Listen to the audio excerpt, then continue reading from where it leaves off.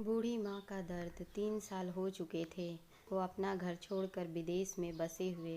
इन 3 सालों में बूढ़ी माँ और ज़्यादा बूढ़ी हो गई थी। एक बूढ़ी माँ की दर्द भरी कहानी। 75 वर्ष की उम्र में सुलोचना देवी की याददाश्त काफ़ी कमज़ोर होती जा रही थी।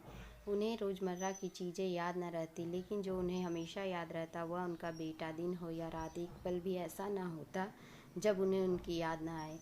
दूसरी तरफ बेटा था, जो साल भर में एक आधी बार अपनी माँ को फ़ोन कर लिया करता और 1-2 मिनट से ज़्यादा बातें भी ना करता। फिर भी यह बूढ़ी माँ टकटकी लगाए अपने बेटे का इंतज़ार करती रहती। एक दिन बेटे का विदेश से फ़ोन आया। हेलो हेलो, सुन रही हो ना माँ? अनिल बोल रहा हूँ। तुम्हारा बेटा। कैसी हो माँ? मैं ठीक हूँ बेटा। तुम, बहू और मेरा पोता कैसा है? माँ ने पूछा। सब अच्छे हैं माँ। मैं अगले हफ्ते गाँव आ रहा हूँ तुम्हें लेने। कह रही थी माँ को यहाँ पर लेकर आओ, बेचारी अकेली वहाँ परेशान होती होगी। बेटे ने कहा। माँ की बूढ़ी सूखी आंखें आंसुओं से भीग गई। उसके कमज़ोर शरीर के नस नस में खुशी की लहर दौड़ गई। बेटे और बहू का अपने प्रति प्रेम देखकर माँ का मन खुशी से भर आया। बेटे ने आगे कहा। माँ तैयार रहना माँ, मुझे ज़्यादा दिन छुट्टियाँ नहीं हैं। जितने पैसे लेने लेकर रखना। तब तक प्रॉपर्टी डीलर से बात कर लेता हूँ घर के लिए। घर के लिए? माँ ने कहा। हाँ, गांव का घर हमें बेचना पड़ेगा। अब हम साथ में ही रहने वाले हैं, तो वहाँ पर घर रखने का कोई मतलब नहीं है माँ। बेटे ने कहा। बुढ़ापे की वजह से ठीक से चलने में अक्षम माँ ने पूरे मोहल्ले में घूम घूम कर अपनी इस खुशखबरी को सबको सुनाया। सभी को खुशी हुई।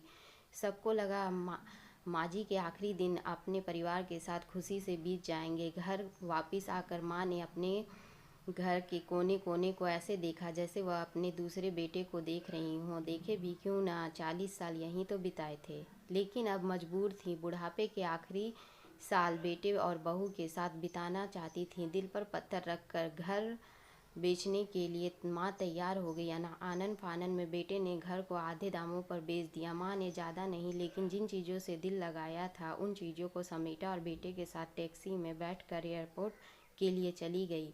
एयरपोर्ट पर आकर बेटे ने माँ से कहा। माँ, तुम यहाँ बेंच पर बैठो, मैं सामान और बोर्डिंग पास की जांच करा कर आता हूँ। वहाँ वक्त लगता है और खड़ा रहना पड़ता है, तुम्हें तकलीफ़ होगी, तुम यहीं आराम करो।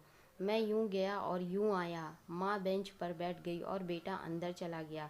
काफ़ी समय हो गया, बेटा वापस नहीं लौटा। माँ सोचने लगी, ज़्यादा भीड़ होगी इसलिए देर लग रही होगी। अंधेरा होने को आया। अब तो लोगों की चहलकदमी भी कम होने लगी। माँ को अब चिंता होने लगी। एक कर्मचारी ने आकर पूछा। किससे मिलना है माँ जी को? यहाँ पर क्यों बैठी हो? डरती हुई आवाज़ में सुलोचना देवी बोली। मेरा बेटा अंदर सामान की जांच कराने गया है। लंदन जा रहे हैं ना हम। क्या नाम है माँ जी आपके बेटे का? कर्मचारी ने पूछा। अनिल नाम है मेरे बेटे का, सुलोचना देवी ने कहा। बताया।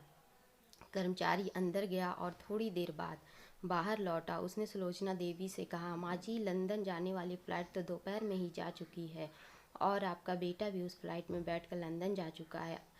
अब आपके यहाँ बैठने का कोई मतलब नहीं है, आप भी अपने घर चली जाइए।